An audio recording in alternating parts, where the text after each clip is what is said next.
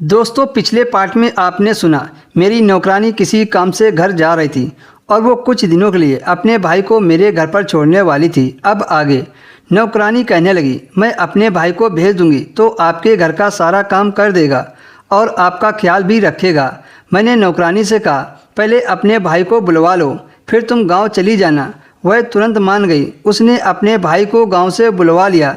उसका भाई 18 साल का जवान व खूबसूरत लड़का था, जिसे देखकर मैं चौंक गई थी। मुझे तो लगा कि वो कोई 13 या 14 साल का लड़का होगा, लेकिन यह तो अच्छा खासा जवान था। मेरी नौकरानी ने उसे घर का सारा काम समझा दिया। वह लड़का बहुत तेज था। वह बहुत तेज़ी में काम करता था। एक दिन में ही उसकी बहन ने उसको सारा काम समझा दिया। फिर वह कुछ महीने की छुट्टी लेकर अपने गांव चली गई। नौकरानी के जाने के बाद उसका भाई सर्वेंट वाले कमरे में रहने लगा। उसका नाम दीपू था। अगली सुबह दीपू नाश्ता लेकर कमरे में मौजूद हुआ। मैं रोज़ाना सुबह 10 बजे नाश्ता करती थी। मैंने दीपू को कमरे में बुला लिया। मैं अभी तक नाइट ड्रेस में थी और बिस्तर पर लेटी थी। दीपू को देखकर मैं उठकर बैठ गई। वह नाश्ता टेबल पर रखने के बाद सिर झुकाकर खड़ा हो गया, जैसे वो मेरे अगले हुक्म का इंतज़ार कर रहा हो। मैंने खामोशी से दीपू की तरफ देखा। वो था तो 18 साल का, पर शक्ल और हुलिया से वो 22 साल के करीब लगता था। क्योंकि उसका कद काफ़ी बड़ा था, इसलिए वो पूरा आदमी लगता था। इस वजह से मुझे थोड़ी घबराहट होती थी, क्योंकि पूरे बंगले में मैं अकेली थी। मैं भी खूबसूरत थी और वो भी जवान था। मेरी खूबसूरती पर तो सारे आदमी मरते थे। कहीं दीपू की नीयत बदल न जाए। मैंने बिना सोचे समझे जवान लड़के को घर पर रख लिया था, जबकि मुझे इस बात का ख्याल रखना चाहिए। मैं खुद 20 साल की बेवा औरत हूँ और इतने बड़े घर में अकेली तनहा थी। इसलिए मैं दीपू को ढेर सारे काम बता दिया करती थी, ताकि वो फ्री ना रहे।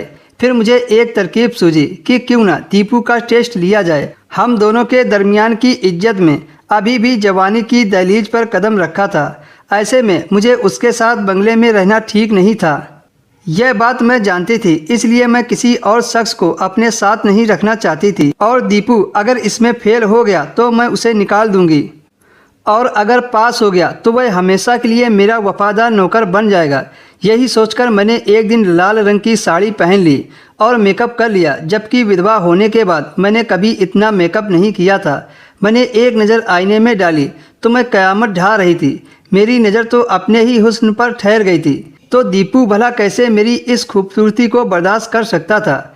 मैं पूरी तरह से तैयार होकर ड्राइंग टेबल पर जाकर बैठ गई और दीपू से कहा कि चाय लेकर मेरे साथ ही बैठ जाए।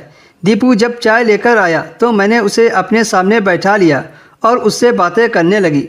वह कभी कभी मुझे नज़र उठाकर देखता और फिर फ़ौरन ही नज़र झुका लेता था। मुझे उसका यह अंदाज़ बहुत पसंद आया। उसने एक बार भी सही से मेरी तरफ नहीं देखा था।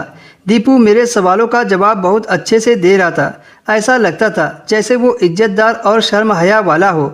सच तो यह था कि मैं दीपू के किरदार से बेफिक्र हो गई थी। वह वाकई में बहुत अच्छा इंसान था।